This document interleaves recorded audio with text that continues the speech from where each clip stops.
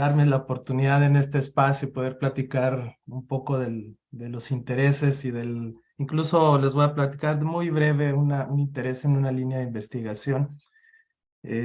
También voy a hacer una especie como de disclaimer. Espero que la información sea útil, que les ayude, pero pues tiene sus limitaciones, porque uno de los grandes retos que aún tenemos actualmente es poder trasladar lo que sucede en los laboratorios a los consultorios. Y algo de lo que vamos a estar revisando nos va a dar un panorama, quizás algunos ya están relacionados con esta información, pero en términos generales más nos va a dar un panorama de una propuesta en cuanto a un enfoque transdiagnóstico en el tema de adicciones. Como mencionaba Adrián, al final tengo un interés tanto en el tema de adicciones como del tema de la ansiedad. Ya con eso es suficiente, ¿no? Considerando también la comorbilidad, por supuesto que hay en cada uno de los trastornos, pero creo que ya son dos áreas de estudio suficientes para llenarnos de muchísima información. Y el día de hoy pues quiero platicarles sobre va a ser encaminado en la parte de adicciones. Voy a ir compartiendo la pantalla en lo que les voy platicando.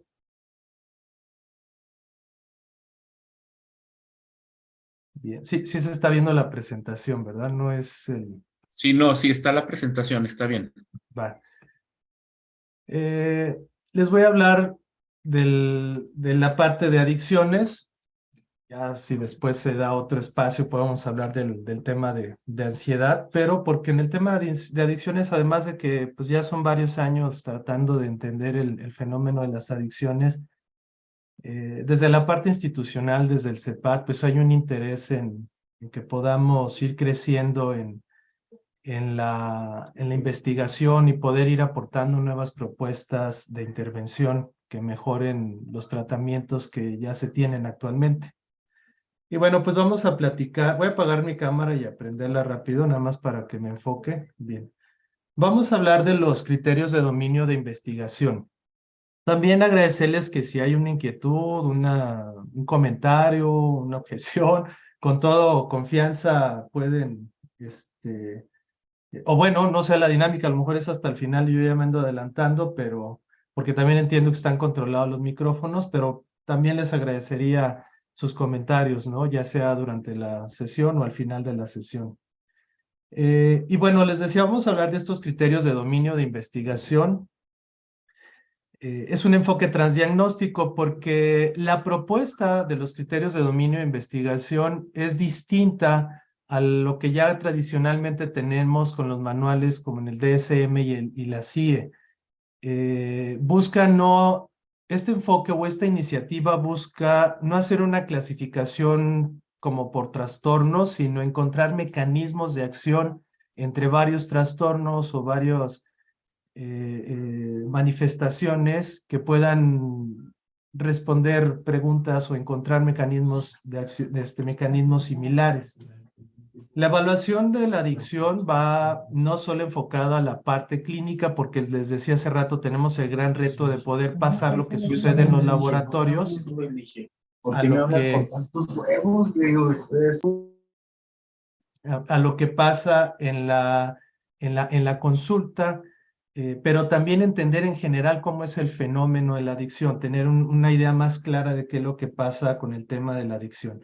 Al final también comentaré algunas consideraciones también con respecto a las limitaciones que puede tener estos criterios de dominio de investigación, pero bueno, es una propuesta novedosa. Bien, pero bueno, vamos primero a hablar qué son los criterios de dominio de investigación. Los criterios de dominio de investigación, que en este momento en adelante nos vamos a referir a ellos como RDoC, por las siglas en inglés, ha sido una propuesta del Instituto de Salud Mental de Estados Unidos y el objetivo ha sido alentar a investigadores a desarrollar, obviamente con fines de investigación, nuevas formas de clasificar los trastornos mentales. Estos criterios de dominio de investigación, los RDoC, está enfocado para todos los trastornos mentales, pero en este caso yo les voy a platicar de la parte de adicciones. El objetivo es que se pueda comprender la naturaleza de la salud y la enfermedad mental en términos de diversos grados de disfunción en los sistemas psicológicos y biológicos. Aquí agrego una nota que es importante tomar en cuenta, que los RDoC no pretenden servir como una guía diagnóstica ni reemplazar los sistemas diagnósticos que tenemos actuales, sino más bien tener una mejor comprensión de cómo son de qué es lo que pasa en los trastornos mentales. Ahorita les platico términos generales, las unidades de análisis que utilizan, pero eso es como principalmente el objetivo. Es una iniciativa pues, relativamente reciente, y tienen un marco que le dan estructura a estos RDoC, a estos criterios de investigación. Primero tenemos dominios, que son pues los dominios, o los principales dominios funcionales en los que se entienden los trastornos mentales. Vamos a revisar de manera general cada uno de estos, pero bueno, primero existen dominios, y dentro de los mismos dominios tenemos constructos. Este es el estudio, de acuerdo con el marco RDoC, el estudio de los trastornos mentales, también considera cómo va cambiando el funcionamiento a lo largo de la niñez, de la adolescencia y en general a lo largo de la vida, de tal forma que considera los procesos de desarrollo y también pues todo aquello que se va involucrando incluso desde contextos ambientales a lo largo de la vida. También contiene unidades de análisis. Las unidades de análisis pueden ser el entorno, pueden ser estudios de genética, estudios moleculares, estudios con autorreporte, con electroencefalografía, con neuroimagen. Todas las unidades de análisis se refiere a aquella metodología de estudio que se está utilizando para entenderlo. Y son un montón de metodologías. Ahorita más adelante me voy a meter a la página para que revisen así, grosso modo, las unidades de análisis, pero también considera el estudio de varios aspectos, desde la parte ambiental, el entorno físico, los componentes culturales y algunos otros factores determinantes de la salud. Entonces, esto sería el marco de los criterios de diagnóstico, perdón, los criterios de investigación RDoC. El objetivo que tengo hoy es platicarles sobre estos RDoC y cuál ha sido el consenso en adicciones, cuáles son los puntos clave y qué nos está diciendo o hacia dónde nos puede llevar tanto en la parte de la investigación como en la clínica, conocer el consenso en adicciones de estos dominios RDoC. Bien, la versión actual de la matriz RDoC considera estos principales dominios, que son los sistemas de valencia negativa, los de valencia positiva, los sistemas cognitivos, los de procesos sociales, los de excitación o arousal y regulación, y los sistemas sensoриомotores. Cada uno de estos dominios tiene constructos, y vamos a revisar rápido cuáles son los constructos que están relacionados en cada uno de estos dominios. Primero tenemos el dominio de sistemas de valencia negativa. Por supuesto, es uno de los principales dominios que están involucrados en, por ejemplo, trastornos de ansiedad, también en trastornos del estado de ánimo, pero particularmente en trastornos de ansiedad, porque son los responsables de las respuestas que tenemos los seres humanos ante situaciones o contextos que son aversivos, en las respuestas de miedo, las respuestas de ansiedad, la pérdida. Y los principales constructos, por lo menos hasta ahorita clasificados en los RDoC, es la amenaza aguda, que sería el miedo, la amenaza potencial, que sería la ansiedad, la amenaza sostenida, la pérdida, y la no recompensa frustrante. La no recompensa frustrante se refiere a esas acciones provocadas, por ejemplo, en el tema de adicciones, a esas acciones provocadas por la abstinencia de la sustancia. Por poner un ejemplo para que quede claro. Ahora, cada uno de estos constructos, decía hace rato, en el marco del RDoC, se estudia por diferentes métodos y con diferentes unidades de análisis, de tal manera que las unidades de análisis, es decir, los estudios en genética, los estudios de neuroimagen, los estudios conductuales, los estudios con autorreporte, todos estos métodos de estudio van a ir alimentando la información que se tiene de cada uno de estos constructos, que a la vez conforman estos principales sistemas que se han propuesto en el Instituto de Salud Mental de Estados Unidos para poder llevar a una nueva manera de entender los trastornos mentales. Luego tenemos el sistema de valencia positiva, que los sistemas de valencia positiva, que también vamos a ver ya con el consenso en adicciones, pues es posiblemente el sistema que está más relacionado con los trastornos por consumo de sustancias, porque son responsables de respuestas a situaciones o contextos motivacionalmente positivos en la propia búsqueda de la recompensa, en los propios comportamientos consumatorios, el aprendizaje de recompensa, en los hábitos, etcétera, ¿no? Los tres principales constructos descritos para este sistema son la capacidad de respuesta a la recompensa, el aprendizaje de la recompensa y la valoración de la recompensa, ¿no?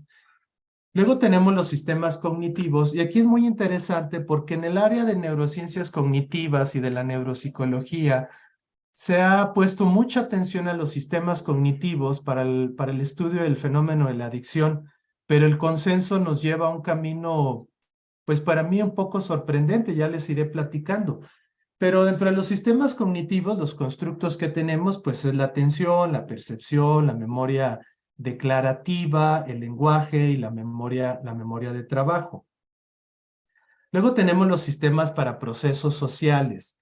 Estos se encargan de hacer una mediación de las respuestas en el entorno, esas respuestas, esos contextos interpersonales, incluida la percepción y la interpretación que se tiene de acciones de los demás. Aquí, por ejemplo, este pudiera ser uno de los principales dominios en los que en los que se relacionan por ejemplo, los trastornos de personalidad. Los constructos tienen que ver con afiliación y apego, la comunicación social, la percepción y comprensión de uno mismo, la percepción y comprensión de los demás. Luego tenemos los sistemas de arousal o de excitación y regulación. Estos son responsables de la activación de los sistemas neuronales según los diversos contextos en los que se está, y proporciona una regulación para lograr el equilibrio, los puntos de regulación, la homeostasis adecuada de los sistemas, y los principales constructos pues son el arousal, la excitación. El arousal es un continuo, es una respuesta del organismo que puede ser una respuesta ante los estímulos, tanto externos como internos, y facilita la interacción con el entorno de una manera pues muy específica, ¿no? En el caso del consumo de sustancias, el arousal es una activación que se puede dar por los estímulos condicionados en el contexto. Podemos encontrar también respuestas de arousal en los trastornos de ansiedad, por ejemplo, en el trastorno de pánico encontramos respuestas que son determinadas por estímulos internos, que serían las sensaciones físicas de la persona. También están involucrados los ritmos circadianos. Yo tuve la fortuna de tener como asesora una doctora que se dedica justo a estudiar los ritmos circadianos en trastornos por consumo de sustancias. Ella ha buscado una clasificación de estos ritmos circadianos y cuáles pudieran ser los principales, dentro de la clasificación, los principales que estén relacionados con el trastorno por consumo de sustancias. El tema del sueño y vigilia también es muy importante. Como bien sabemos, muchos trastornos mentales tienen como criterio el problemas en el sueño o incluso en la vigilia. Y bien, luego tenemos los sistemas sensoriomotores, que son los principales responsables del control y la ejecución de comportamientos motores y el refinamiento durante el aprendizaje y el desarrollo. Los tres constructos propuestos para este sistema, para este dominio, serían las acciones motoras, la agencia y propiedad. La agencia y propiedad es la sensación que uno mismo tiene de estar iniciando, ejecutando o controlando alguna acción voluntaria. A eso se refiere. Y bueno, finalmente están los hábitos, que incluyen pues varias secuencias aprendidas, ya que no requieren mucho control consciente, sino ya se da como una respuesta automática. Pues bien, estos son los principales dominios, los principales dominios con los principales constructos, cada uno de sus dominios, que se han propuesto para los RDoC, es decir, para los criterios de dominio de investigación. Ahora, ¿qué pasa con la parte de adicciones? En el 2018 se publica un artículo que es fue una aproximación dimensional y transdiagnóstica para entender la evaluación neuropsicológica en adicciones por medio de un método que es el método Delphi. Este método Delphi es muy utilizado para lograr el consenso entre expertos. Entonces, se publica este artículo en el 2008 y les platico un poquito de los antecedentes que llevan a la decisión de poder lograr un consenso en el área de adicciones. Se sabe que muchas personas con adicciones pues exhiben déficits cognitivos o neuropsicológicos que están relacionados con la recompensa, el estrés y los circuitos cerebrales de control cognitivo. El poder sintetizar los hallazgos que se tienen sobre diferentes adicciones. Aquí también entiendo que adicción no es el término más técnico y apropiado para la investigación y la clínica. Lo uso de una forma genérica, pero también puede tener sus ambigüedades, ¿no? Pero para hacerlo de una forma genérica voy a estar utilizando el término adicciones. Y decía entonces, poder sintetizar los hallazgos que se tienen hasta el momento en el estudio de los trastornos por consumo de sustancias, de los comportamientos adictivos, pues nos puede ayudar a poder clarificar los mecanismos compartidos en la adicción. Por ejemplo, actualmente una compañera está trabajando sobre entender estos criterios de RDoC en el uso problemático del Internet y saber realmente si estamos hablando de un fenómeno de comportamiento adictivo, si se están cumpliendo los criterios, si presenta características o hay mecanismos compartidos entre lo que ya sabemos de las adicciones a sustancias y de lo que se está entendiendo del uso problemático del Internet, que también es un gran tema y sobre todo después de la pandemia, pues vino un boom del uso de todos los medios digitales y está llevando a un entendimiento pues cada vez más claro, pero está representando un gran reto, porque está el tema del uso de redes sociales, el tema general del uso del Internet, del videojuego, y hay un montón de cosas porque realmente Internet pues es la base o el marco de todo un nuevo mundo, ¿no? Pero bueno, la idea es poder encontrar esos mecanismos que se comparten entre trastornos. También nos ayudaría a decidir si un enfoque transdiagnóstico es realmente el más adecuado, porque es una propuesta, pero pues no significa que esto es lo más adecuado para entenderlo o para llevarlo a los consultorios. Sin embargo, con la excepción de la modificación de sesgo cognitivo, que es que incluso es el estudio que estoy haciendo actualmente, las aproximaciones que se han tenido para la evaluación y el manejo clínico, pues han realmente fallado en poder integrarlo. ¿Por qué? Ahorita al final también les voy a platicar un poquito sobre las fases en el desarrollo de la medicina experimental orientado hacia la conducta, pero luego se proponen teorías a partir de los experimentos, se hacen propuestas de modelos teóricos, se sugiere la existencia de algunos procesos, pero luego el gran problema es encontrar cómo los medimos, si estos pueden ser manipulables y entonces que nos lleve a una posible intervención. Y ha habido un gran problema porque se han propuesto muchas pues procesos, problemas, deficiencias que se han encontrado en el tema de los trastornos por consumo de sustancias, pero el gran reto ha sido poder encontrar una forma de evaluarlo, poder encontrar una forma de manipularlo para entonces también llegar a una posible intervención.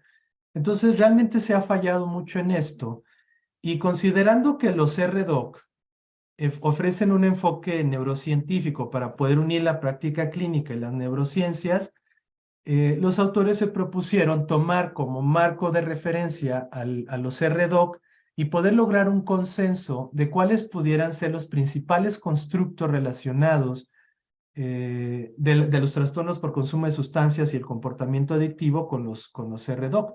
Y así también poder conceptualizar estos procesos transdiagnósticos, poder entender varios mecanismos, que están involucrados en los diferentes adicciones, por así decirlo. Bien, entonces el objetivo fue pues, lograr este consenso entre expertos, tomando los criterios de dominio e investigación para las adicciones y a sustancias y conductuales, y así poder fortalecer e integrar el conocimiento adquirido de la neurociencia de la adicción a la práctica clínica. Pues bueno, no les voy a platicar la metodología, pero vamos a hablar de cuáles fueron los resultados. Decía hace rato que la metodología pues fue este método Delphi que se usa mucho para lograr consenso entre expertos. Fueron varios expertos aquí, de hecho, revisando los autores del artículo, pues se encuentran pues prácticamente los principales, los investigadores más destacados en su productividad científica y en las aportaciones que han dado en varios lugares del mundo, aunque pues hubo una mayoría tanto en Europa como en Estados Unidos. Habrá todavía muchos otros investigadores que estarán en sus laboratorios proponiendo cosas novedosas, pero bueno, el grupo que conformó este consenso es un grupo pues realmente de expertos, ¿no? Y bueno, el consenso apoyó 7 constructos principales. Nosotros revisamos hace rato cuáles son los dominios RDoC y cuáles son sus constructos. Pues bueno, se llegó a 7 constructos principales, que fue valoración de la recompensa, el error de predicción de expectativa o recompensa, la selección de acciones y toma de decisiones basadas en preferencias, el aprendizaje recompensas, el hábito, la selección e inhibición de la respuesta y un último que fue la compulsividad. Antes del 2018, si no me equivoco, la propuesta de los criterios RDoC nace en el 2013. Si alguien tiene ese dato y me estoy equivocando, le agradezco si me corrige, pero creo que fue en el 2013 cuando se hace la propuesta de los criterios de investigación RDoC. Hasta antes del 2018, que este artículo se publica en el 2018, la compulsividad no estaba integrada dentro de los constructos RDoC, pero el grupo de expertos consideró que era importante porque era parte que estar muy estrechamente relacionada con los trastornos por consumo de sustancias o en sí el comportamiento adictivo. Entonces ellos incluyen la compulsividad más estos otros 6 constructos que ya estaban definidos en la matriz RDoC. Pero a partir del 2018, justo poco después de que se publicó este artículo, se hizo una modificación en su RDoC y también ya están considerando el tema de la compulsividad. Pues bien, vamos a revisar cada uno de estos y esto es lo que quiero, pues mi objetivo es poderles platicar cuáles son estos constructos a los que se llegó el consenso. ¿Cuáles puede ser una forma de evaluarlos con sus limitaciones, por supuesto, que nos encontramos? ¿Y cuáles son algunos de los comentarios de los expertos con respecto a cada uno de estos constructos? Primero tenemos la valoración de la recompensa. Esta valoración de la recompensa, pues es un proceso mediante el cual la probabilidad de los beneficios la persona hace una calibración de la conducta dependiendo de los resultados o los beneficios que pueda tener. Pongo 2 ejemplos. Nosotros si comemos un alimento, si yo voy a un restaurante y como un alimento que es sabroso, que está rico, que lo disfruto, y luego después voy y como otro lugar en que no disfruto la comida, incluso me hace daño la comida, hay una infección, pues obviamente por recompensa, la probabilidad de que yo repita en el restaurante y el alimento que a mí me gustó aumenta con respecto a la experiencia negativa que tuve. Pero la propia recompensa también se jerarquiza.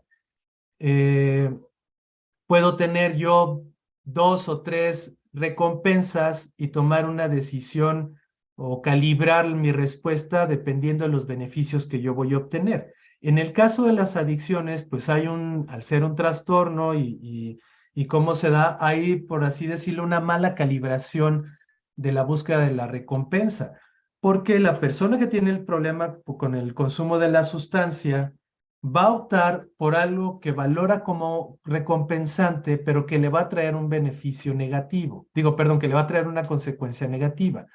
Ahora, también esta calibración que se hace está influenciada por sesgos preexistentes, por aprendizaje, por memoria. Finalmente, el comportamiento adictivo pues es también una conducta aprendida. Hay todo un camino en el condicionamiento con estímulos y muchísimos otros sesgos preexistentes que hacen que también se determine la valoración que se hace de una recompensa por aspectos ya aprendidos, por sesgos ya preexistentes, por memoria, incluso por las características del estímulo. Habrá características de un estímulo que se perciben más recompensantes que otros. Ahora, ¿cómo se puede hacer la evaluación de este constructo? Hay muchas propuestas en las evaluaciones. Yo les voy a mencionar algunas y algunas de las que pudiéramos tener acceso, porque aquí está una de las limitaciones. Luego tenemos escalas o instrumentos, pero resulta que no están validados en población mexicana. Algunos están validados en población mexicana, pero en población sana. Luego sí es muy curioso que luego encontramos instrumentos clínicos o instrumentos que se usan en la clínica que fueron estudiados o validados, por ejemplo, en población universitaria, y que luego cuando se revisa en una población clínica, pues la cosa cambia, ¿no? Entonces nos vamos a encontrar con la limitante de que no todos los escalas van a tener una validación en población mexicana y algunos ni siquiera se han probado en una población clínica.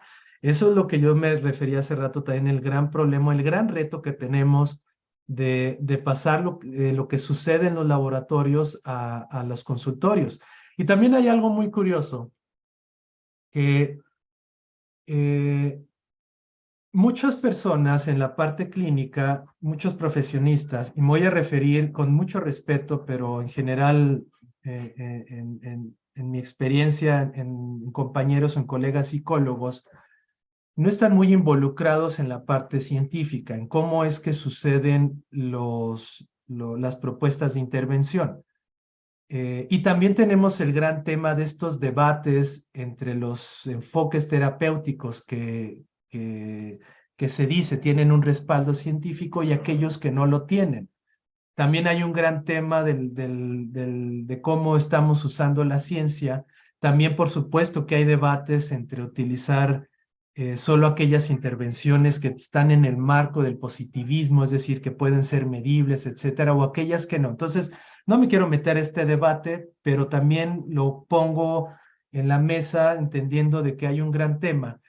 Pero en la parte de la ciencia, de la investigación, muchas veces muchos profesionistas, insisto y lo digo con respeto, pero algunos no están muy involucrados en cómo es este proceso pues sí, este estudio de la ciencia.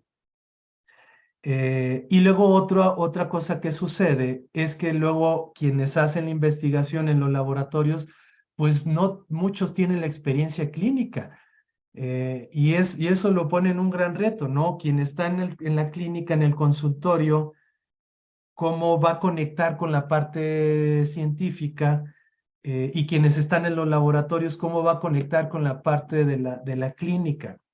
Porque luego tenemos libros, estudiamos manuales, pero ¿cuánto tiempo pasó para que se pudiera tener ese manual? Y luego ya cuando, desde entrada, de escribirlo, de editarlo, hasta que llegue a la publicación, luego ya tenemos el libro, eh, y van pasando los años y resulta que se van generando nuevas propuestas de intervención, pero que están en los laboratorios, que están en las revistas publicados, pero que no llegan a los consultorios clínicos.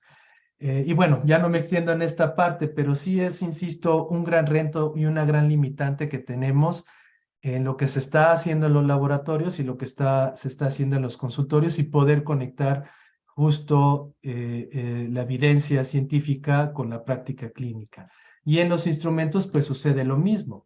Entonces, bueno, tenemos las escalas BIS-BAS. La escala BIS-BAS es una escala para la búsqueda de sensaciones. Es una escala que se puede utilizar para conocer esta valoración de la recompensa.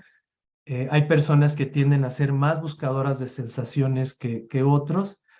Y luego también les voy a platicar algunos paradigmas cognitivos. La mayoría de estos son paradigmas computacionales. Tenemos el Delay Discounting Task, que es una tarea que va poniendo como preguntas sobre recompensas y la persona va tomando decisiones, pero esa tarea nos ayuda a ir entendiendo pues, cómo calibra la persona la búsqueda de la sensación o la búsqueda de la recompensa. El comentario uno de los comentarios de expertos sería que en el corazón de los comportamientos adictivos, si no eres sensible a la recompensa inducida por el comportamiento adictivo, no desarrollarás esa adicción. Es decir, la sensibilidad que se tiene a los estímulos recompensantes o altamente recompensantes, pues también son muy importantes para la instauración de la dependencia. Otro de los constructos es el error de predicción de expectativa recompensa. Este es uno de los constructos que a mí en lo personal más me han interesado y en los que me he estado involucrando más. Y es un estado desencadenado por la exposición de estímulos, las experiencias o los contextos internos. Aquí esto es mucho de cómo se comporta y cómo reacciona la persona ante los estímulos. Pongo un ejemplo. Cuando he tenido la oportunidad de platicar con personas que tienen centros de tratamiento residencial o que me han pedido apoyo para revisar algún programa de tratamiento, etcétera, siempre hago el énfasis de la importancia del trabajo del control de estímulos con los pacientes, porque luego sucede que mientras están internados, pues no tienen los estímulos condicionados, no tienen los estímulos activadores de algunos fenómenos como el craving, este deseo intenso por querer consumir la sustancia y algunos otros procesos. Entonces salen del centro de tratamiento y se ven bombardeados por un montón de estímulos que provoca cambios a nivel cerebral y entonces llega a la recaída. Entonces, sí es muy importante entender cómo sucede esto, porque es importante también para los tratamientos que la persona tenga un mayor control de los estímulos. Y más adelante voy a platicar en términos generales dos de los modelos teóricos que proponen esta reactividad ante los estímulos. Una forma que consideré yo importante de hacer una evaluación de esto son los cuestionarios de craving. Hay un cuestionario de craving que se validó en México con consumidores de psicoestimulantes, pero también hay algunos otros que se pueden usar para el consumo de otras sustancias. Y la idea es conocer, pues, cómo está el nivel de deseo por querer consumir la sustancia.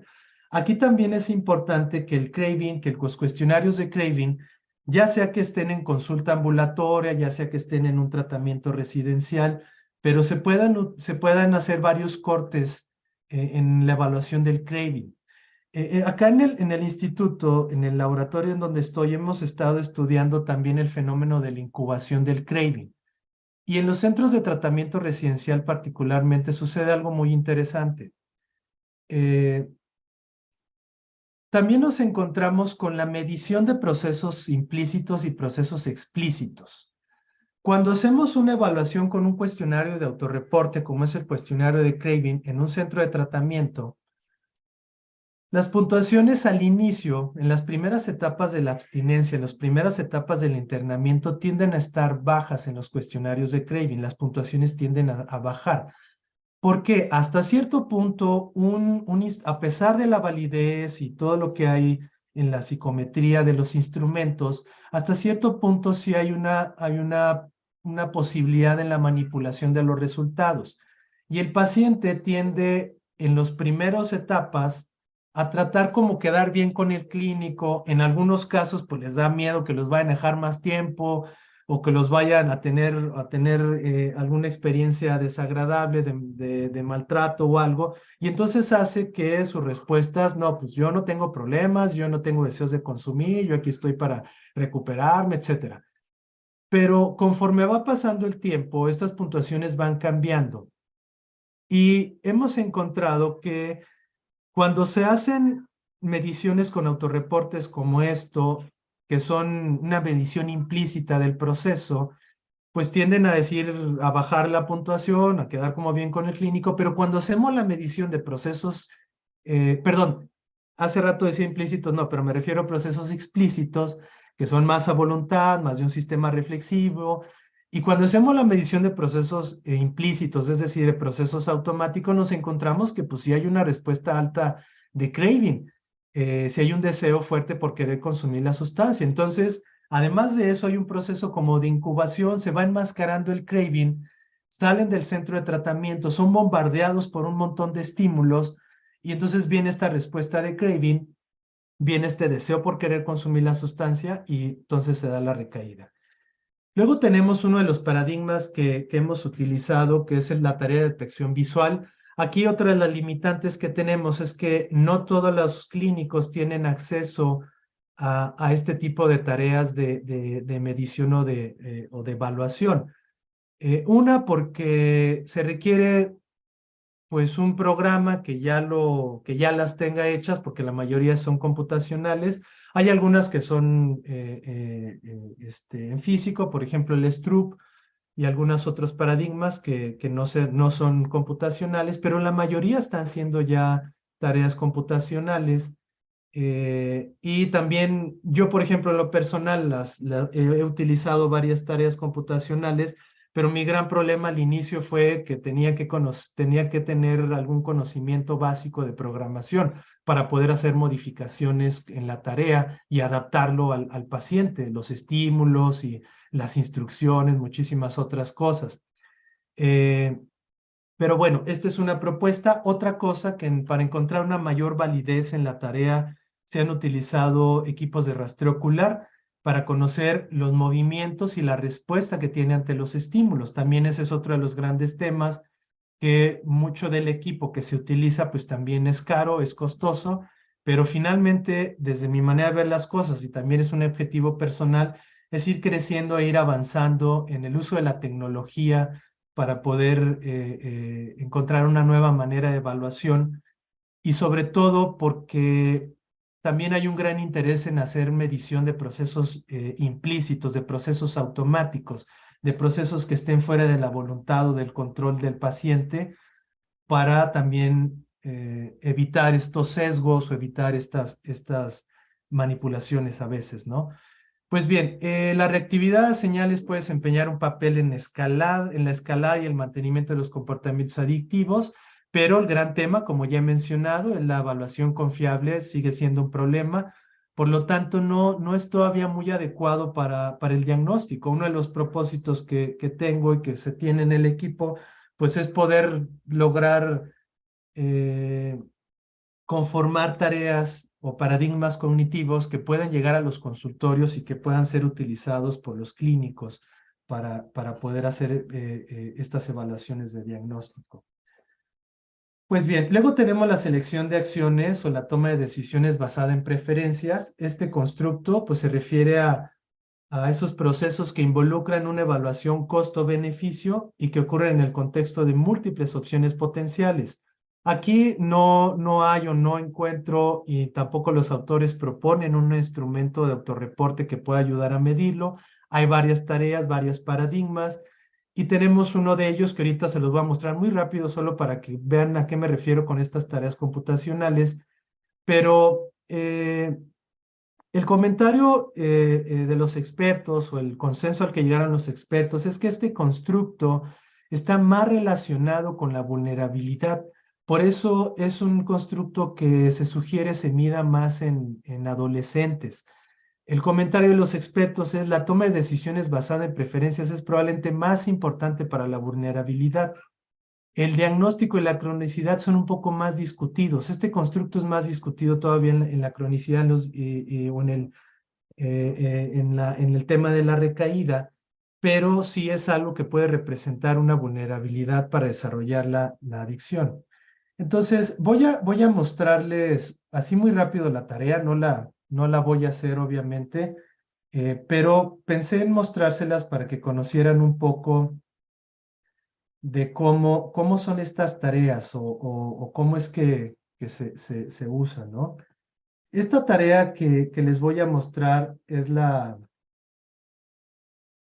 una tarea incluso que hemos utilizado para poder estudiar en adolescentes la toma de decisiones, la toma de riesgos y que estén relacionados con los factores para desarrollar una adicción, una dependencia. Entonces, déjenme ver si lo puedo compartir porque se me abren. Bueno, esta tarea es una tarea, se llama tarea de riesgo análogo de globos. Se le presenta, la tarea que les voy a mostrar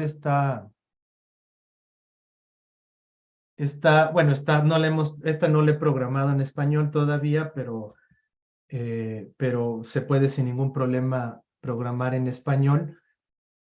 Se le presenta al adolescente o a la persona algunos globitos y va a tomar decisiones dependiendo o sea, tiene que ir tomando la decisión de ir inflando el globito, ¿sí? Pero los globos llega un punto donde explotan y está variado, está programado para que unos con 2 o 3 clics exploten y hay otros que teman más. Entonces, nos ayuda a entender un poquito la toma de decisiones y el riesgo, porque hay algunos que son impulsivos y empiezan a inflar el globo y pam, pam, y es una tronadera porque toman esos riesgos, ¿no? Hay algunos otros adolescentes que son como más cautelosos y no toman esos riesgos. Entonces, bien, bueno, estos son como las instrucciones, pero aquí va lo que puede ganar potencialmente el número de globito, que son 30 globos, el número de infladas que le está haciendo y la total de la ganancia, y aquí lo va a estar recolectando. Pero entonces, si yo, por ejemplo, le doy clic aquí, se va inflando el globo, llevan 2, aquí está lo que puedo ganar potencialmente, que son 0.25 centavos, lo voy inflando, ¿sí? Habrá adolescentes que ganan, ya, porque no voy a tronar el globito, ¿no? Pero algunos otros toman el riesgo y ahora lo van inflando y lo van inflando. No se revienta y dice uno, bueno, ya tengo 1 peso, por así decirlo, y ya lo voy a recolectar. Lo recolecta y ya tiene una ganancia de 1 peso. Pero entonces sigue avanzando, tiene el siguiente globo, lo va así, pero a lo mejor toma el riesgo. Y sí, híjole, aquí ya estoy ganando mucho. Y si se fijan, es una respuesta también de la recompensa que está teniendo. Y sigue inflándolo, ya estoy ganando más. ¿Sí? Pero si ya se pasa, pues va a tronar ese globito, ¿no? Pues bien, no lo voy a poner toda la tarea, solo quería mostrarles cómo son algunas de las tareas que se usan de estos paradigmas para evaluación. Déjenme, vuelvo a poner la presentación. Voy a platicarles de varios paradigmas, obviamente no los voy a mostrar todos porque no nos va a dar el tiempo, solo quería, insisto, que conocieran algunas formas de cómo hacemos la evaluación de esos constructos. Y bien, luego tenemos el otro constructo que es del hábito, que son pues comportamientos secuenciales, comportamientos aprendidos. Aquí también sí les voy a deber un poquito de la información de esto, porque una de las propuestas para hacer la evaluación, este es uno de los autorreportes más usados para evaluar el hábito en las adicciones, que es una escala, un instrumento de autorreporte para medir el índice de hábito. También hay algunos paradigmas cognitivos como la tarea de hábito, la tarea de evaluación, la tarea de frutas, etc. Luego tenemos la selección a ver, perdón, ok. Bien, tenemos la selección e inhibición de la respuesta. Este es un subconstructo, porque de hecho el constructo en sí es el control cognitivo, pero dentro del control cognitivo tenemos un subconstructo que es el control inhibitorio. Los constructos en realidad están conformados por muchos procesos. Entonces, el control inhibitorio está conformado por muchos procesos y a su vez es una parte o es un subconstructo del control cognitivo. El control cognitivo también representa muchas cosas. Este es responsable del funcionamiento de los sistemas cognitivos y emocionales. En general, para los trastornos, o para la mayoría, por lo menos, de los trastornos mentales, es un tema importante porque tiene que ver con el funcionamiento prefrontal y la regulación que tenemos de nuestras emociones. No les mencioné, pero en el artículo también se menciona algunas de las áreas que están involucradas en cada uno de estos constructos. No me metí mucho a detalle en eso, pero por ejemplo aquí, dos de las principales áreas involucradas en la inhibición de las respuestas, pues es la corteza prefrontal dorsolateral y la corteza prefrontal ventrolateral. Hay muchísimas otras áreas, pero estas son dos muy importantes. Y digo esto que es muy importante porque justo tiene que ver con la regulación de la conducta y de las emociones. Una forma de autorreporte para poderlo medir es, por ejemplo, la escala de impulsividad de Barra. No nos mide directamente el control inhibitorio, pero sí nos mide qué tan impulsivos son las personas. La verdad es que las personas con un trastorno por consumo de sustancias, pues tienen una alta impulsividad. Luego hay otras tareas, hay otros paradigmas como el Flankers, el Stroop y el Go-No-Go. Yo utilizo mucho el Stroop para hacer medición de procesos atencionales, pero también se utiliza mucho para el control cognitivo. De hecho, el Stroop considero que es uno de los paradigmas pues, más completos en la evaluación en neurociencias o específicamente en la neuropsicología. Y también yo para poder medir los procesos de atención, que también se puede usar para eso, para el control de estímulos, etcétera, hice una adaptación utilizando estímulos eh, de la jerga coloquial en las adicciones. Por ejemplo, en el tema de metanfetamina, hay palabras como, perdón, les estoy hablando del Stroop como si todos conocieran qué es el Stroop, pero por si alguien no conoce el Stroop, también tengo aquí las plantillas, pero por el tiempo no me voy a detener mucho en eso, pero el Stroop es el clásico Stroop, seguramente muchos lo han visto hasta en redes sociales, es cuando nos presentan palabras de colores, o sea, nos presentan, por ejemplo, la palabra rojo en tinta azul, la palabra verde en tinta roja y así, y tenemos que leer la palabra ignorando el significado. Hay una adaptación en este Stroop clásico que es utilizando estímulos con los que está relacionado al trastorno. Por ejemplo, en el caso de ansiedad se utilizan estímulos que estén relacionados con la amenaza. En el caso del consumo de sustancias, por ejemplo, decía hace rato en el caso de la metanfetamina, palabras relacionadas. Por ejemplo, crico ha sido una palabra que hice toda una evaluación. Me fui con consumidores, les dije que me dieran una lista de las palabras que más utilizan y relacionan con la metanfetamina. Después hice un estudio con otro grupo de consumidores para que me dieran una valoración emocional de las palabras, es decir, que me calificaran la valencia emocional, que me calificaran el arousal, la activación que les genera, que me calificaran el dominio que tienen sobre sí mismos ante el estímulo, y luego ya conformamos este Stroop, luego aplicamos el Stroop para ver la respuesta, y utilizamos, decía, palabras relacionadas con el consumo de sustancias como crico, recuerdo algunas, malilla, etcétera. De tal manera que el objetivo es que pueda yo adaptar esa tarea y que después pueda ser utilizada para medir estos procesos. Comentario de los expertos: el control inhibitorio es fundamental en la adicción desde el inicio del consumo de la sustancia hasta el tratamiento en el abuso de sustancias. De hecho, las mejoras en el control inhibitorio pueden tener pueden predecir algunos buenos resultados en el tratamiento de adicciones. Por eso es muy importante incidir en la parte cognitiva. Pero no solo eso, también puede representar un antecedente para las personas que tienen trastorno por consumo de sustancias. ¿Por qué? Porque de ahí la alta comorbilidad con el trastorno por déficit de atención con hiperactividad.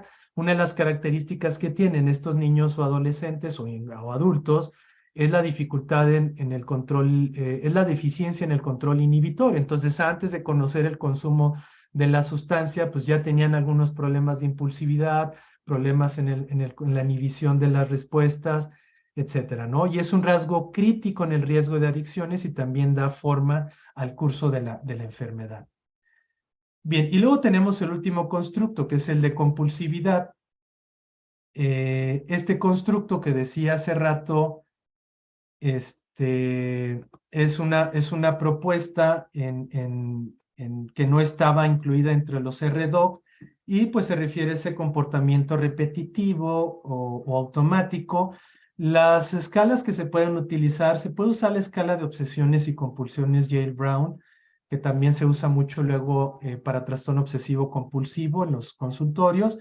Está el test de Wisconsin, y algunos de los comentarios de expertos, pues es que contribuye a la experiencia subjetiva de falta de control, que forma parte de los criterios diagnósticos, y el sentimiento informado de no poder resistir el deseo de consumir, pues socava la autoeficacia y promueve la recaída. Bien, les iba a mostrar otra de las tareas, pero creo que el tiempo no me va a dar. De todas formas, con toda confianza les dejo mi correo y si quisieran conocer alguna tarea, pues adelante, ¿no? Ahora, también quisieron entender en el consenso los expertos cuáles constructos están relacionados con la vulnerabilidad para la adicción y cuáles con la cronicidad, porque sabemos que una de las características de la dependencia de sustancias, pues es justo la cronicidad y la alta tasa de recaídas. Entonces, el constructo asociado a la vulnerabilidad que más logró el consenso fue la valoración de la recompensa. En un 94.6% se dio el consenso. Y luego la cronicidad, los 7 constructos primarios se consideran que están relacionados o impulsores de la cronicidad en el trastorno por consumo de sustancias. Aunque en el caso del hábito y la compulsividad, pues son de alguna forma selectivamente relevantes para uno y para otro, pero en general los 7 se considera que están relacionados con la cronicidad. Algunos puntos de discusión en esta propuesta es que, y aquí es un dato muy importante, la mayoría de las herramientas que se utilizan, por lo menos en general, en la evaluación en adicciones y luego en particular en la evaluación neuropsicológica en adicciones, se enfoca en habilidades cognitivas, pero no se suele hacer la evaluación de algunos otros procesos como la reactividad a señales, la valoración de la recompensa, etcétera. Y es lo que decía al inicio de que fue interesante y hasta cierto punto sorprendente encontrar que mucho de lo que sucede en la investigación e incluso en la clínica se enfoca en la medición de procesos también, por un lado, de procesos que son más voluntarios, de procesos que tienen que ver con habilidades cognitivas, y no se está evaluando los procesos automáticos, los procesos de respuesta impulsiva, las respuestas a la recompensa, las respuestas a la reactividad a señales, y resulta que la mayoría de los constructos propuestos por el grupo de expertos se enfocan más en la reactividad a señales, en la valoración de la recompensa. No quiero decir que no sea importante evaluar la función cognitiva, sí lo es, pero estamos al parecer dejando de lado la importancia de estar evaluando la reactividad a señales, la valoración de la recompensa y otros procesos que ya revisamos. Pero de todas formas, y esto también es sorprendente, esta propuesta o este consenso va de acuerdo con algunas propuestas teóricas como son la teoría de la sensibilización del incentivo, el modelo del daño en atribución de relevancia y la inhibición de la respuesta o el modelo IRISA, los modelos de aprendizaje de hábitos desadaptativos y el modelo de toma de decisiones. Ya para ir cerrando, no voy a enfocar mucho en este punto porque creo que ya estoy en tiempo. Maestro Guadiana, te agradezco si Si me avisas cuando ya me esté pasando el tiempo. Adelante, adelante, Edgar. Adelante, dale. Gracias. No, voy a hablarles solo de dos de los principales modelos que tienen que ver con estos constructos o que respaldan esta propuesta de los expertos. Les digo, hay por lo menos cuatro y está todavía el tema del análisis de los modelos duales, pero estos dos han ayudado mucho a encontrar un camino en la investigación y el entendimiento de la adicción. El primer modelo es el modelo de sensibilización del incentivo que es propuesto por Robinson y Berrich. Ya en alguna ocasión en una sesión académica tuve yo la oportunidad de platicarles sobre los sesgos atencionales y la propuesta de la modificación de sesgos atencionales y hablé un poco sobre esto, pero inicialmente hasta principios de los 90 quizá, pero antes de los 90, mucho de la idea de la respuesta en la activación dopaminérgica estaba relacionada con el placer. La propuesta era que los sistemas dopaminérgicos estaban encargados de mediar el placer. Pero a partir de los estudios en los 90 de Robinson y Berrich, a principios de los 90, que encontraron que al parecer, fue un estudio muy interesante con ratas, que al parecer no estaba relacionado con el placer, la dopamina, sino estaba más bien relacionada con la motivación. Después se fue confirmando esto con estudios, por ejemplo, con Parkinson. Una característica en el Parkinson es la disminución en la densidad de receptores dopaminérgicos en la sustancia nigra, y entonces hay una disminución en esta respuesta dopaminérgica, pero no hay una pérdida del placer, sino más bien había una pérdida de la motivación. De tal forma que muchos estudios, y a partir yo creo que del año 2000 hasta el 2010, empezó a crecer mucho la investigación en esto, y pues se fue ya sugiriendo que la dopamina en realidad está más relacionada con los procesos de motivación que con los procesos de placer. No significa que no esté involucrada en los procesos de placer, sí, pero pareciera que está más encargada de mediar la respuesta motivacional. Y lo que pudiera estar más relacionada con las respuestas de placer, pues son los sistemas opioides, es el sistema opioide. Pero bueno, tomando en cuenta que el sistema mesocorticolímbico, que son estructuras límbicas como el área tegmental ventral, el núcleo accumbens, etcétera, y esas proyecciones hacia corteza prefrontal que conforman todo este circuito, que es rico en dopamina, pues está muy estudiado y está muy relacionado con la dependencia de sustancias. Pero lo que proponen los autores es que el consumo inicial va a estar una respuesta de placer y motivacional pues relativamente equilibrada, pero conforme se va dando el consumo repetido de la sustancia, el sistema mesolímbico se va sensibilizando, se va tornando reactivo ante los estímulos, se va alterando la motivación de la persona y va aumentando el cambio en la motivación orientada hacia el consumo de la sustancia o la conducta adictiva, y la respuesta placentera va disminuyendo. Por eso sucede que están pensando en tener una respuesta placentera y en realidad no está sucediendo y hay una alteración de la motivación.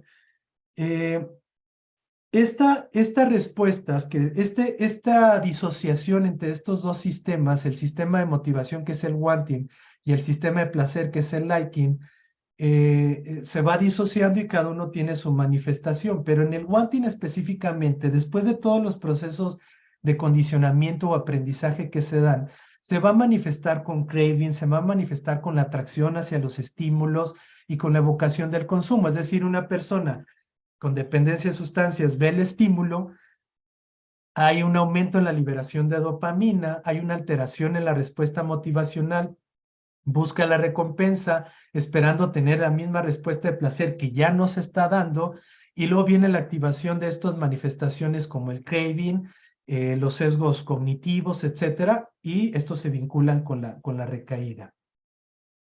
Entonces, este ha sido uno de los principales modelos que se han propuesto, porque la característica es que la persona con dependencia va a estar sensible o hiperreactivo ante los estímulos, y todo tiene que ver con los constructos que ya platicábamos anteriormente de cómo calibra la respuesta o la búsqueda de la recompensa, de cómo hace una valoración de la recompensa y la toma de decisiones y a veces las respuestas automáticas que lo llevan a caer en el consumo, porque la gran pregunta en el consumo siempre ha sido, en los trastornos por consumo de sustancias o los comportamientos adictivos, ¿por qué a pesar de las consecuencias negativas que está teniendo la persona, sigue consumiendo? E incluso, ¿por qué a pesar de reconocer que tiene consecuencias negativas, sigue consumiendo? Y esas respuestas automáticas, pues también nos dan un norte o una idea más o menos general de cómo puede entenderse esto. Bien, veo ahí una pregunta, voy a avanzar rápido para también poder tiempo de platicar o interactuar con ustedes y si puedo resolver algunas preguntas. Luego está el modelo IRISA, que es este modelo de daño, atribución, la relevancia y la inhibición de la respuesta.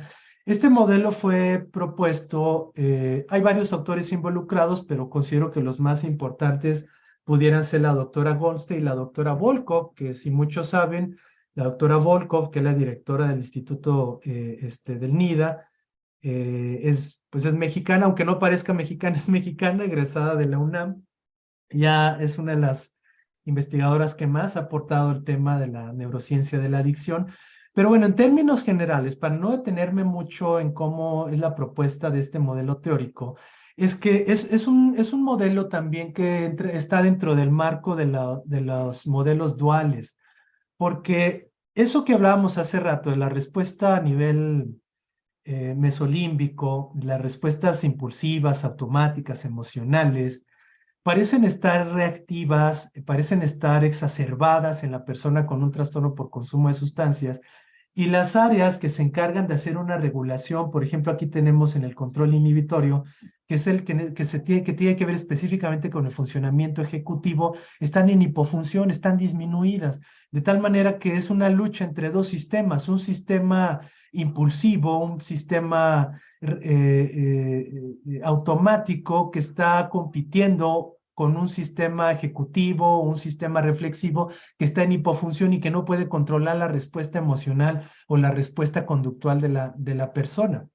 Entonces, en términos generales, la propuesta del modelo IRISA es eso, ¿no? Que existe un sistema dual, un sistema impulsivo y un sistema reflexivo que están tratando ahí de equilibrarse y no lo logran porque el sistema que tiene que ver con el funcionamiento ejecutivo, que es principalmente ubicado en áreas de la corteza prefrontal, pues no tiene la capacidad de estar regulando. De ahí la importancia en términos de tratamiento de hacer un esfuerzo por lograr una rehabilitación cognitiva en los pacientes y poder hacer una evaluación y una rehabilitación también a nivel de la respuesta automática o la respuesta impulsiva. Bien, algunas consideraciones importantes para este tema de los criterios de investigación. Nos queda claro, perdón, solo como manera de resumen, estos modelos nos dan también un respaldo teórico de la importancia de estos constructos e ir entendiendo. Y aquí destacar, insisto, el poder buscar tanto en la investigación como en la clínica la evaluación de esas respuestas automáticas, la evaluación no solo exclusivamente de las habilidades cognitivas, sino también de cómo está respondiendo ante los estímulos, cómo valora las recompensas, etcétera, etcétera. Y bueno, ya para ir cerrando el punto sobre estos criterios, algunas consideraciones que hay que tomar en cuenta. Nos queda claro que estos criterios nos permiten contar con un marco novedoso para poder clasificar los trastornos por consumo de sustancias en términos de los mecanismos que comparten. Porque estos que yo les hablaba, pues se puede llevar a los comportamientos adictivos como el juego patológico, al uso problemático del Internet, los videojuegos, etcétera, que aún también hay mucho que explorar en eso. Y en los diferentes consumos de sustancias, en marihuana, en metanfetamina, etcétera, etcétera. Ayudan a entender la adicción en términos de diversos grados de disfunción en sistemas psicológicos y biológicos. Es una búsqueda también de conectar la práctica clínica con las propuestas neurocientíficas. Nos proporcionan una estructura para la investigación en adicciones, nos dan dando un poco el camino de hacia dónde tenemos que seguir investigando para poder hacernos de más herramientas. El objetivo final es el bienestar de una persona que tiene este problema. Ese es el objetivo. Pero para poder llegar a eso, pues hay que hacer investigación, hay que entender los fenómenos, hay que desarrollar herramientas de evaluación, hay que desarrollar herramientas de intervención y poder encontrar una manera de poder beneficiar a esa persona. Pero, pongo un pero, porque sí hay sus peros, seamos claros. Hay críticas de que estas propuestas, los criterios de dominio de investigación, que decía desde el inicio es para en general los trastornos mentales, no solo en adicciones, pueden ser demasiado biológicos y reduccionistas. De hecho, hubo expertos que se negaron a participar en el consenso porque consideran que este marco de los RDoC hacen una propuesta muy reduccionista. Y la verdad es que también existe un debate hasta filosófico de cómo se ha caído ya en una exageración en querer atribuir todo a la parte de neurocientífica, pero por supuesto que sería muy reduccionista asumir que todo es culpa del cerebro. Es muy atractivo, es muy padre, así como tuvo el boom la genética, después vino en los últimos años un boom en las neurociencias, pero también hay que tomarlo con cautela porque puede sí caer en ser muy reduccionista. Otro de los puntos es que puede haber dificultades en la traducción de aplicaciones fenomenológicas, la aplicación es aún muy limitada y trasladar los hallazgos a la aplicación aún requiere grandes esfuerzos en investigación básica y aplicada y por supuesto un respaldo institucional, es decir, que se pueda tener en los laboratorios eh, la iniciativa y el respaldo en recursos y el respaldo institucional para poder hacer esos esfuerzos de ir entendiendo los procesos psicológicos, los procesos biológicos relacionados con los trastornos y luego llegar a la aplicación de intervenciones que permitan, como decía hace rato, llegar a ese fin último, que es el bienestar de una persona. Otra de las limitantes que tenemos es que en México, pues muchos de los instrumentos de medición para los constructos a los que se llegó el consenso pues aún no están validados, está limitado, no todos tenemos acceso a todos los instrumentos, etcétera. Algunos son costosos y bueno, los pongo esto porque es importante tomarlo en cuenta. Otros puntos importantes dentro de las consideraciones que nos queda claro que las deficiencias cognitivas que se asocian a ese funcionamiento ejecutivo, a la toma de decisiones, a la reactividad a señales, etcétera, a las alteraciones en la motivación, pues se relacionan con el mantenimiento y las recaídas. Mucho de la tasa tan alta de recaídas que tenemos en este tipo de trastornos se debe justo a esos déficits cognitivos y esas respuestas a la reactividad a señales y alteración en las motivaciones. Entonces, las intervenciones de entrenamiento cognitivo, porque uno pensaría, bueno, si este ha sido uno de los principales problemas y están explicando el por qué la alta tasa de recaídas, la propuesta sería, pues vamos a desarrollar o vamos a aplicar intervenciones que permitan un entrenamiento cognitivo para regular la respuesta a estímulos, para mejorar el control inhibitorio, para mejorar el control cognitivo y entonces aumentar o disminuir, perdón, las tasas de recaída. Pero sorpresivamente las intervenciones que tienen que ver con entrenamiento cognitivo aún no han permeado los estándares de atención. Vaya, en un tratamiento común, ya sea en ambulatorio o en centros de tratamiento residencial, en mi experiencia, tanto en Durango como acá en Guadalajara y algunos otros estados que he tenido la oportunidad de colaborar, no he encontrado un centro o una unidad de tratamiento que se enfoque en hacer un entrenamiento cognitivo para poder mejorar todo esto, que está explicando la alta tasa de recaída en los pacientes. No quiero decir que lo que se está haciendo no sea bueno o no funcione, por supuesto que hay que seguir con eso, pero estas propuestas de entrenamiento cognitivo considero que son una alternativa muy importante para combinar con los tratamientos tradicionales, pero la gran sorpresa es que a pesar de que hay un respaldo científico, de que hay modelos teóricos que lo respaldan, pues aún no llega esto a permear en los estándares que se tiene para la atención. En México, la evaluación en adicciones no suele integrar la evaluación neuropsicológica.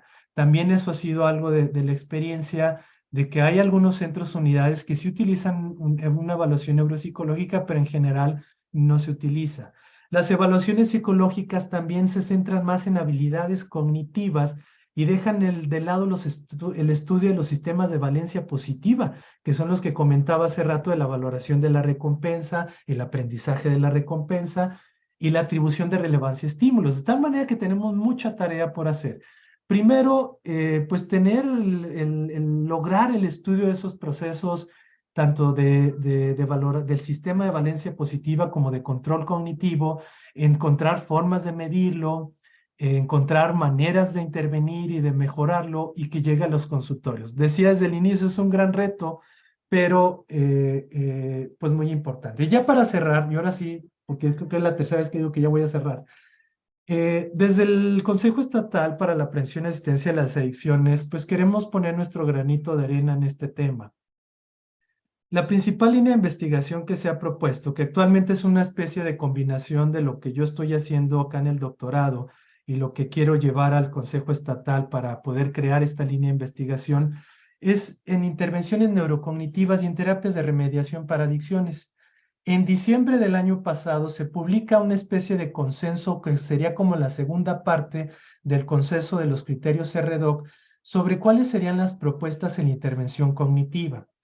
Son más o menos los mismos expertos, pero también incluyeron expertos en la parte clínica y en la parte de entrenamiento cognitivo. Y llegaron al consenso sobre la aprobación de por lo menos 4 enfoques que se sugieren en el entrenamiento cognitivo, que sería la modificación del sesgo cognitivo, que es lo que actualmente estoy trabajando yo en la investigación, el manejo de contingencias, el entrenamiento de regulación emocional y las técnicas de remediación cognitiva. Hay una propuesta que se está usando mucho en trastornos de la conducta alimentaria, que es la terapia de remediación cognitiva, que también ha dado resultados en las adicciones, pero aún falta mucho por explorar en eso. Todo esto pensando en una línea o en una estructura base que es las fases de la medicina experimental que se aplica a la conducta. La idea es poder identificar procesos psicológicos. De momento ya tenemos las bases teóricas de los modelos de sensibilización, los modelos el modelo IRISA, los modelos duales, para tener el marco teórico del cual podemos partir, luego tener la comprensión de algunas respuestas de la manifestación de estas propuestas en los modelos, que sería, por poner un ejemplo, los sesgos cognitivos, los sesgos cognitivos tienen que ver con la respuesta en los sistemas de valencia positiva, que tiene que ver con las respuestas hacia la recompensa, la calibración de las respuestas según la recompensa, etcétera. Pero también encontrar una manera en cómo manipularlos, es decir, ya identificamos ese proceso, pero ahora se puede manipular, se puede hacer como que cambie dependiendo de los estímulos que yo maneje y luego desarrollar formas de medirlo, de decir, ay, así voy a medir este proceso y por supuesto desarrollar intervenciones. Actualmente estamos trabajando en un ensayo controlado aleatorizado, que sería una fase 4 de todo este proceso, para ver si logramos encontrar una forma en cómo modificar los sesgos cognitivos que tienen que ver con el constructo de la valoración de la recompensa y que son parte del sistema de valencia positiva en pacientes con dependencia de metanfetamina. Actualmente esta propuesta ya se ha logrado consolidar en su investigación en el tema del consumo de alcohol. De hecho, tanto en Australia como en Alemania, los ministerios de salud está dentro de los protocolos de intervención el uso de este tipo de intervenciones. Pero aquí en México tenemos un gran problemón en metanfetamina y queremos ver cómo funciona con consumidores de metanfetamina. Voy a dejar de compartir y hasta aquí pues sería la información, espero sea de utilidad y pues adelante, Adrián, tú me das dando la pauta. Mi pregunta iba en referencia a que hace relativamente poco tuve un caso de una persona, de una femenina de 25 años más o menos. Y hace ratito hablaba usted de las cuestiones de los anexos. Los anexos efectivamente son muy como prohibitivos en cuestión de estímulos, de amistades, de visitas, de un montón de cosas. Entonces, cuando esta persona sale de la clínica de rehabilitación donde estuvo 6 meses ahí, sale y entonces obviamente vuelve a tener toda clase de estímulos de todo lo que se puede imaginar, de visitas, de amistades, de gente que le vuelve a ofrecer, pues vuelve a tener como todo este estímulo de lo que usted hablaba. Entonces, mi pregunta iba en referencia con el conocimiento y con las investigaciones que usted tiene, qué sugiere para que estas clínicas de rehabilitación realmente ayuden a las personas, porque esta muchacha pasaron, yo creo que 4 meses y ella tuvo una recaída y volvió a entrar al centro de rehabilitación por otros 3 meses y al final lo que ella hizo, se le permitió ahí, quedarse a trabajar ahí, a vivir ahí, a servir ahí, recibe un pago mínimo, pero al menos no tiene, pues sigue sin tener como el estímulo, ¿no? De la vida. Entonces, ¿qué sugiere usted con el conocimiento que tiene y con las investigaciones que ha hecho? ¿Qué sugiere para que esta vuelta a la vida no sea como tan de golpe? Claro. Sí, bueno, sí, bueno, primero considerar que por supuesto hay un montón de factores que están implicados en la recaída de una persona y de entrada hasta la edad que tiene. La probabilidad de que remitan los síntomas es curioso, pero va mejorando conforme va creciendo la persona. Las edades en las que normalmente se concluye una maduración cerebral es justo alrededor de los 25 años, pero hay un desfase, en la adolescencia hay un desfase en el desarrollo cerebral, pero sucede con las personas que tienen un trastorno por consumo de sustancias que se ve como retrasado esa maduración cerebral. Y a veces hablamos de esos como adolescentes en cuerpos de adultos, ¿no? Porque tienen conductas, son adultos, pero tienen conductas como de adolescentes justo porque hay este tema del desarrollo cerebral. Nada más por comentar ese punto, que hay muchos factores, pero uno de esos podría ser eso, ¿no? Ahora, aún no es fácil encontrar una propuesta de qué hacer para el control de estímulos. De hecho, lo que estamos trabajando es justo eso, poder encontrar una tarea de intervención, un entrenamiento que le permita al usuario poder manejar los estímulos. Pero de manera como más al acceso a los centros de tratamiento, algunas de las propuestas han sido, por ejemplo, que mientras está en el centro de tratamiento, encontrar las formas o las estrategias para ir saliendo a sus contextos naturales, para ir saliendo a esas situaciones, a ir interactuando. Hay algunos centros de tratamiento que conectan con las famosas casas de medio camino, en la que el paciente solo va de noche a dormir, pero tiene sus actividades normales, ir a la escuela, ir a trabajar, etcétera, pero tiene que ir a sus sesiones a la casa de medio camino, ahí duerme, y poco a poco los van pues dejando, sacando, ¿no? Una de las propuestas ha sido eso, poder conectar las intervenciones de medio camino y de tratamiento ambulatorio en la medida en que la persona va saliendo. Pero también se sugieren mucho las evaluaciones ambulatorias y monitoreo. También hay incluso propuestas de acompañantes terapéuticos. El acompañante terapéutico permite hacer una valoración conductual, incluso a veces hasta biológica, etcétera, para ir viendo, incluso uno de los constructos que mencioné aquí hace rato, una de las formas de evaluación justo es con la evaluación ambulatoria y de monitoreo, que es ir conociendo cómo reacciona ante los estímulos, cómo está experimentando cómo está viviendo las experiencias que tiene ya con encontrarse con la familia, con el nuevo conflicto, con los amigos que consumían, en los contextos en donde estaba. Todo eso ayuda a ese acompañamiento terapéutico y poderlo combinar en el proceso de recuperación con esto, pero decía hace rato, sobre todo, tener una evaluación de cómo está sucediendo el contexto. La verdad es que, buscamos disminuir las tasas de recaída, pero no significa que el problema es muy complejo y no significa que vamos a lograr en algún punto que ya no recaigan. Es el fenómeno de la enfermedad, así es, pero hay que encontrar como esas estrategias y también hay que dejar claro que si realmente usamos todas las estrategias que se proponen para lograr la recuperación de una persona es costoso. Hay muchas cosas que se tienen que cubrir. Se tiene que cubrir el tratamiento psiquiátrico, se tiene que cubrir el tratamiento psicológico, se tiene que hacer un trabajo fuerte en las redes de apoyo. La verdad, los grupos de ayuda mutua sí ayudan mucho. El que se integre a un grupo de AA o un grupo de narcóticos anónimos, hay que trabajar muchas áreas y además de esto, las propuestas que estamos haciendo de poder hacer un entrenamiento cognitivo, ¿no? Pero esto que comentaba puede ser una de las sugerencias para poder hacer un mejor manejo de la respuesta de estímulos en una persona. Ahorita escuchaba decir clínicas de tratamiento o centros de tratamiento. No, bueno, los anexos son centros de contención. O sea, quizás lleguen hasta ahí, centros de contención, pero meterlos en el tema de clínicas de tratamiento, no.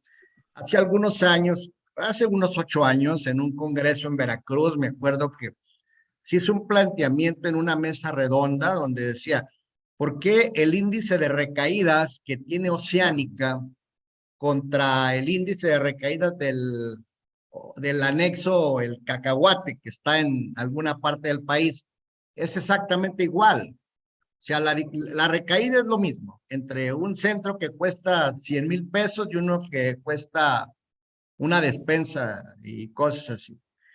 Y el tema es que entonces nos llevas a plantearnos muchas cosas, pero una que a mí particularmente me he planteado es que el adicto realmente está condenado a no curarse nunca, está condenado a mutar.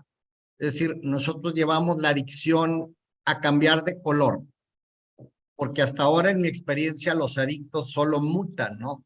Decía ahorita Heréndira, de la paciente que puso, dice, bueno, se quedó a vivir ahí. Pues ahí está la adicción, nomás que ahora la adicción es al grupo. La adicción es al lugar donde está la enfermedad. Es decir, seguir aspirando la enfermedad, aún sin el consumo, pues es seguir en lo mismo. Entonces, por años hemos dicho, los adictos no se curan, al menos lo he dicho yo, solo se transforman y siguen las leyes de la física. Es más, ni siquiera se crean ni se destruyen, solo se transforman, ¿no? Entonces, la verdad, yo te reconozco que sigas trabajando, que hay muchas generaciones de psicólogos, psicólogas que están en adicciones y que de verdad no tienen idea de dónde está el centro de carga de la cognición. Eres un maestro, Edgar, eres un pionero. Yo te sigo en Twitter, me gusta leer tus hilos. Entonces es cansado, dedicarnos a esto. Yo hasta parece adrede, pero llegó un punto donde ya fue cansada la clínica porque no tenía los recursos suficientes, porque sabía que había mucho que hacer, pero no tenía las herramientas, porque había algunas herramientas que sé que le podían servir, pero no tenía los recursos económicos, la familia para cubrirlos. Entonces me fui encontrando con muchos de estos golpes, aunque siempre he tenido una pasión por la investigación y mi objetivo es dedicarme a la investigación. Fui pasando y encontrando, dije, bueno, no lo tengo que encontrar la manera de desarrollar esa intervención. Cuando yo entro al Instituto de Neurociencias, que le digo a la doctora, que es mi jefa, la doctora Olga Inosemseva, que mi interés es encontrar, desarrollar o implementar técnicas basadas en evidencia neurocientífica que permitan reducir las tasas de recaídas en adictos, pues ella fue como, órale, vamos a aventarnos a esto. No sabíamos dónde, ni cuándo, ni por dónde, pero así era. Entonces, la verdad, doctor, sí encontré como un respiro en la investigación, porque sí es desgastante la clínica y sobre todo porque es muy complicado y la tasa de recaída es altísima. Ahora también yo tengo un gran interés en la ansiedad, ¿no?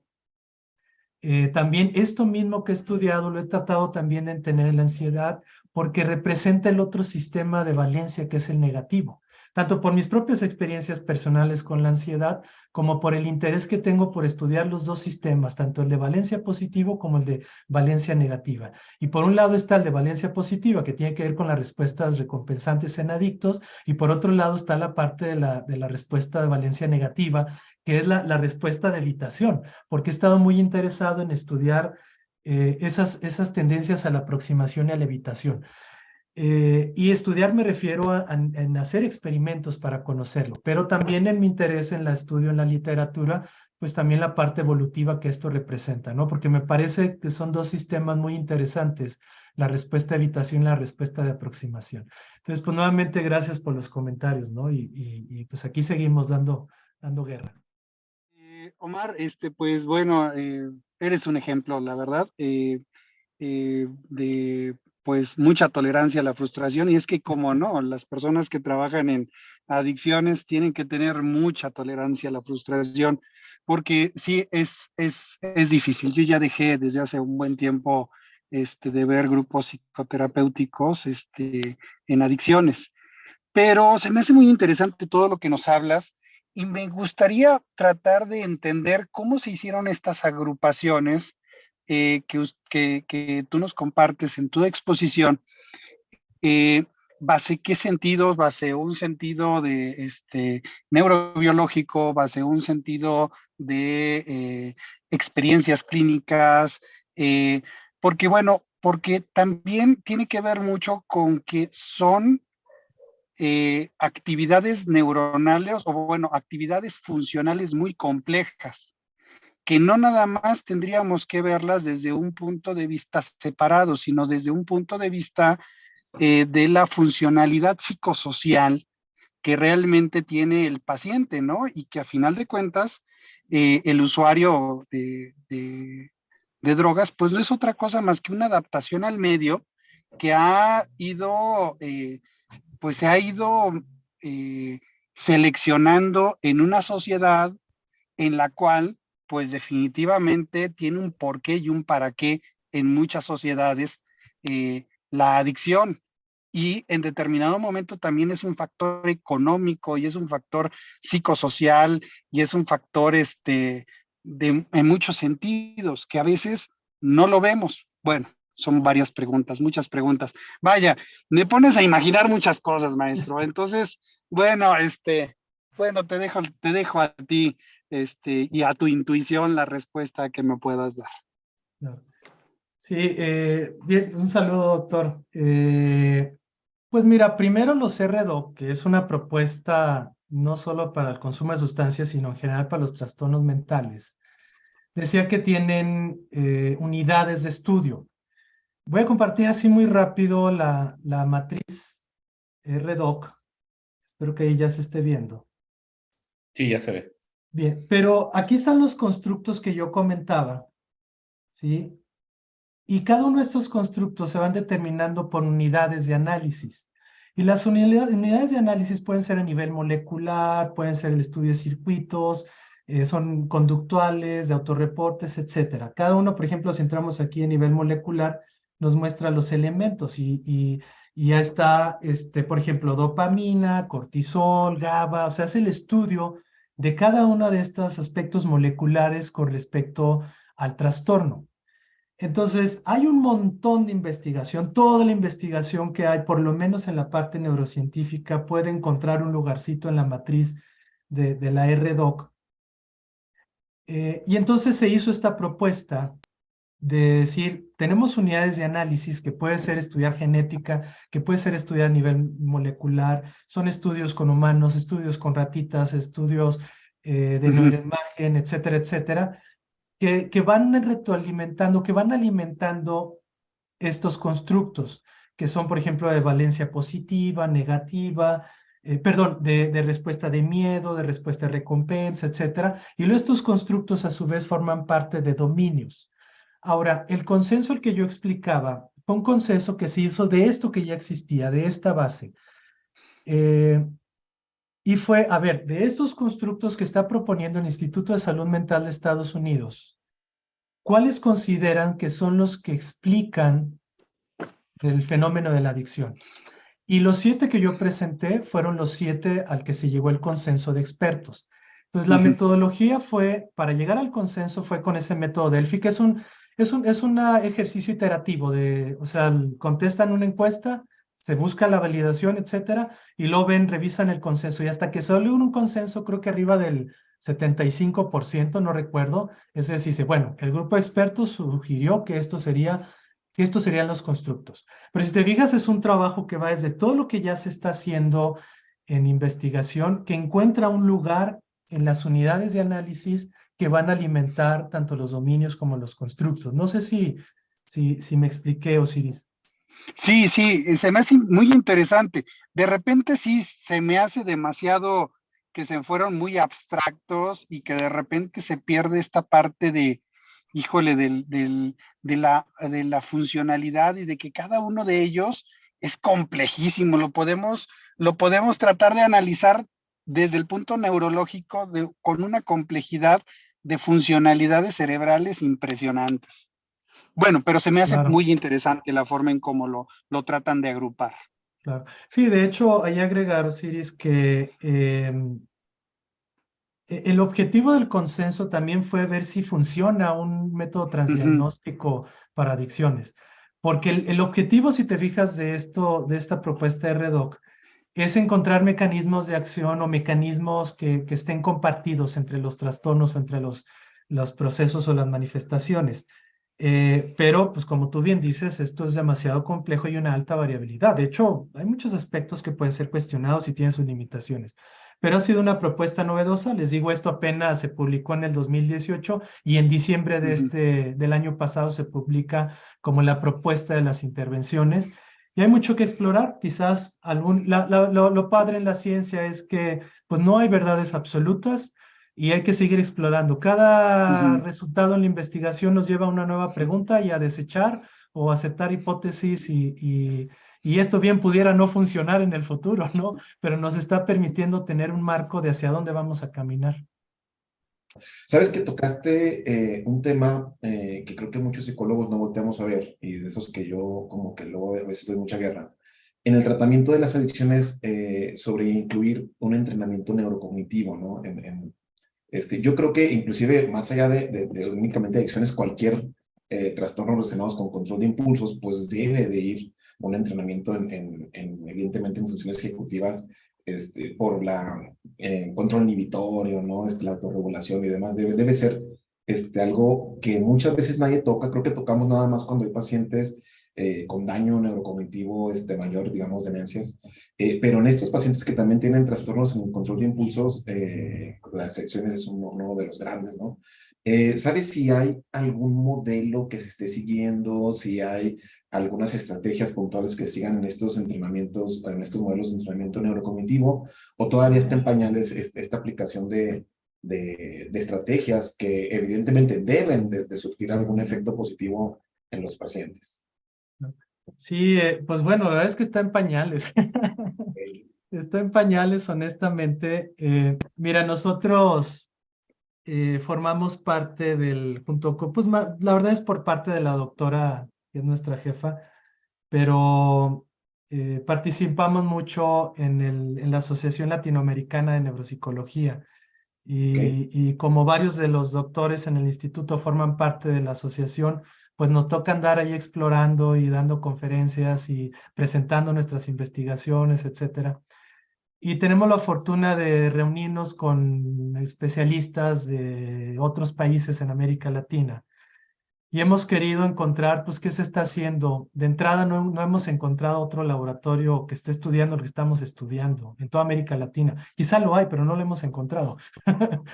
Entonces, tío, te pongo el panorama porque en México, pues, menos hemos encontrado, ¿no? Por ahí tuve la oportunidad de conocer a una persona, creo que de Mexicali, que estaba, pues, solo haciendo su investigación en funcionamiento ejecutivo en adicciones, pero la verdad es que estamos en pañales. No hay mucho. Justo lo que queremos lograr es eso, poder desarrollar las intervenciones y hacer la propuesta. De hecho, el segundo paso que estamos haciendo, que queremos hacer de esta investigación, es tratar de buscar, si tenemos buenos resultados, de acompañar este tipo de intervenciones con los tratamientos ambulatorios que tenemos en las UNEM-CAPA. Pero bueno, lo que sí, por ejemplo, está la terapia no sé si la conozcas, seguramente sí, que es la terapia de remediación cognitiva.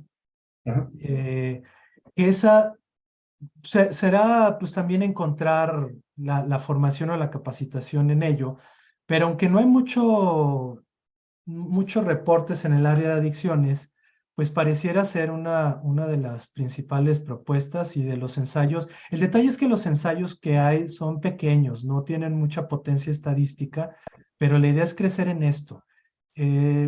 Sí, ahorita voy a poner mi correo en mis redes sociales para, si te parece, me puedes enviar un correo electrónico o un mensaje y te comparto el artículo que se publicó en diciembre que habla de las propuestas de intervención en adicciones para entrenamiento cognitivo. Y ahí viene, ¿no? Entonces, ojalá, de hecho, uno de mis objetivos es poder llevar el entrenamiento de remediación cognitiva a Durango, a los CAPA, por lo menos iniciar a ir explorando de esto y a la par ir haciendo investigación, que sería, creo que, una de las primeras propuestas. Y la otra, los paradigmas que estamos usando nosotros. Por ejemplo, yo estoy usando una tarea que se llama tarea de aproximación-evitación, que es computacional, es con un joystick y es justo para el entrenamiento en la reactividad ante estímulos. Perfecto. Pero sí, estamos en pañales, Luis. No, pues de hablar. Pero muchas gracias, ¿no? Y tenemos que seguir investigando porque algo debe funcionar, ¿no? Y yo creo que esto es parte de lo que debe incluir cualquier tratamiento, ¿no? En este tema de control de impulsos. Muchísimas gracias, ¿no? Igual cuenta con mi apoyo. A lo mejor ahora hablamos después de ansiedad y es muy interesante también el tema. Agradecerles a todos haberse mantenido aquí en la sesión a pesar del tiempo. Yo también una disculpa de que luego me paso. Ahí ya el Adrián les compartió las redes sociales. Una especie de comercial, esto quizás va a tardar, pero siento siempre desde hace unos años y ahora con la pandemia he sentido el compromiso de hacer divulgación científica y las redes sociales pues puede ser un medio. El detalle es que ahorita estoy a full de trabajo y ni tiempo tengo de respirar, pero pronto también seguir los pasos del doctor Salazar y poder hacer esa divulgación y esa difusión, porque pues importa que llevemos lo que pasa en los laboratorios a la vida y poder evitar luego hay esas publicaciones o esos tests raros que dices, yo no sé para qué sirven, pero todo el mundo los está siguiendo, todo el mundo los está aplicando y hay que entender un poquito también más de probabilidad, ¿no? Y de estadística. Y no todo eso, ¿no? También con el respeto de aquellas propuestas o alternativas que aún no tienen un respaldo científico, porque tampoco quiero caer en un punto reduccionista, pero sí por mi pasión con la ciencia, espero pronto estar teniendo ahí material de divulgación científica que les ayude a tener más información de lo que pasa en los laboratorios, ¿no? Y bueno, pues muchísimas gracias. Ahora sí ya no me extiendo.